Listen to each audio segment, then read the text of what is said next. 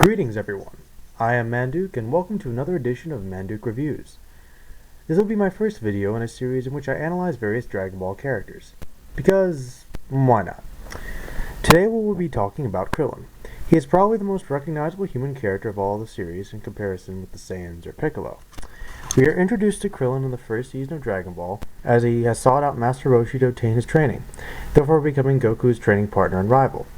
Goku and Krillin go through rigorous training, of course, and though Krillin attempts to trick Goku various times, the two eventually strengthen their bond and become friends. Krillin and Goku participate in tournaments and go on several adventures searching for the Dragon Balls and battling evil villains. Krillin is a major character who participates in the adventures and battles all the way through the end of Dragon Ball Z, to some degree or another. As we see from a very young age, Krillin possesses great strength and speed for a human and becomes a great martial artist who is very adept at manipulating his ki to reinforce his abilities. His most famous technique is, of course, the Kienzan, or Destructor Disc.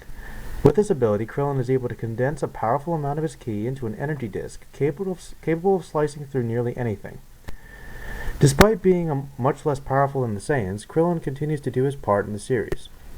His greatest period is perhaps during the Namek Saga, where he was involved in a cat-and-mouse game with both Vegeta and Frieza as they searched for the Dragon Balls on Namek, Piccolo's home world.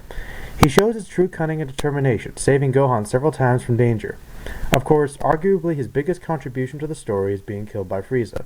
This death causes Goku to lose control, becoming a Super Saiyan, therefore obtaining the power to defeat Frieza.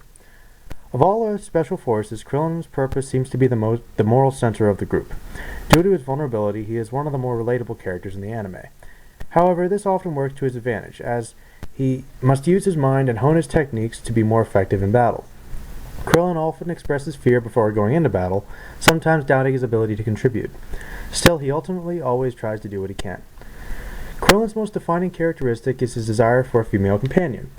Though sort of a running joke throughout the series, as Krillin never seems to land the right girl, it is an element of a character that is rather prevalent. Though in the Cell Saga, he finally meets the love of his life, Android 18. Ironically, she is the only woman powerful enough to fight alongside the Z-Fighters. After this point, Krillin settles down with the former villain and have a child, obtaining his lifelong dream. However, the bald warrior still aided his companions when he was needed.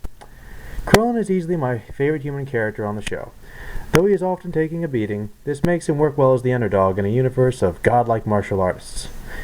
He's probably one of the more dynamic characters on the show, as he doesn't always make the best choices. Though he always tries to do so, as his affection or infatuation with 18, whatever you want to call it, prevents him from stopping Cell. It is also interesting how as Goku goes off training or something throughout the show, his friendship passes to Gohan, as he acts as both a friend and a mentor to the boy. From the beginning of Dragon Ball to the end of Z, Krillin goes from being a mean-spirited monk, often ridiculed by others at his temple, to a young warrior with dreams of a peaceful future, and ultimately one of Earth's greatest champions. Well, that's all I have to say about Krillin. If you have any comments or questions, please leave them below. Until next time, this is Manduke signing off.